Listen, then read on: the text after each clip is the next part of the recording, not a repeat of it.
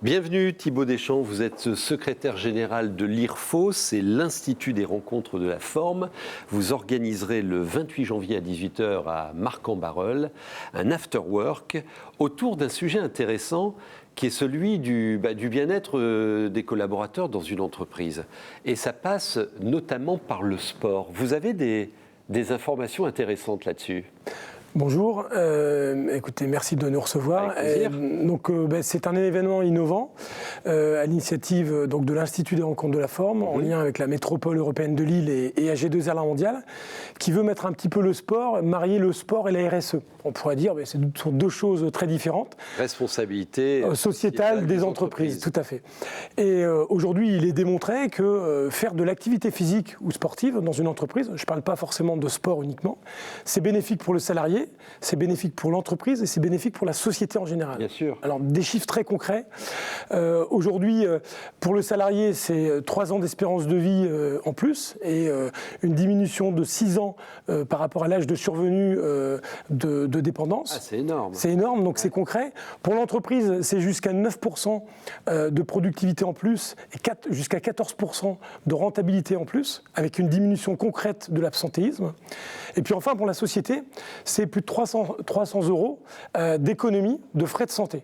Donc c'est gagnant pour tout le monde. Bien sûr. Alors, bonne nouvelle des pouvoirs publics. Jusqu'à maintenant, une activité sportive proposée par l'entreprise à ses collaborateurs était qualifiée d'avantage en nature. Maintenant, c'est bon.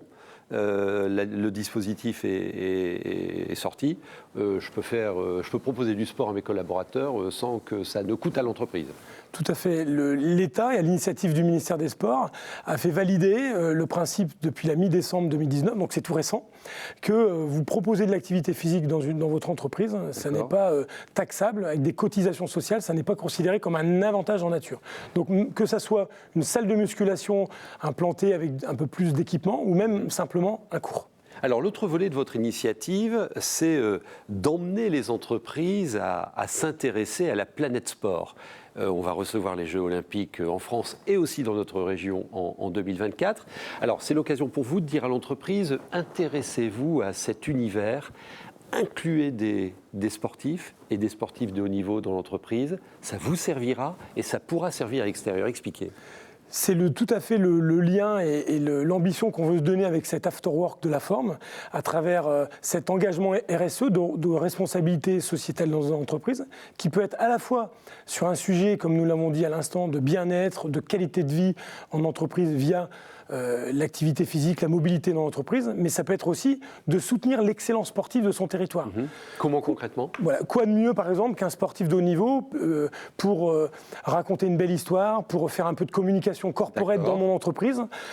Donc, ça peut être une entreprise qui va soutenir ou bien un jeune dans le cadre d'une alternance, ou bien sur du mécénat, ou sur un aménagement d'emploi avec notamment des possibilités pour mener à bien à la fois sa carrière de haut niveau et puis en même temps d'être salarié dans l'entreprise. Donc inscrivez-vous à cet after-work, je rappelle c'est le 28 janvier à 18h, c'est à la Ligue des Hauts-de-France de tennis à Marcq-en-Barœul. L'adresse, elle apparaît à votre écran si vous souhaitez vous inscrire bien évidemment. Ça prend bien la sauce, en 2 mots, des sportifs de haut niveau et les entreprises de la région ? Ça prend et puis nous on souhaite vraiment avec cet événement engager davantage les dirigeants, donc c'est un petit peu l'objectif.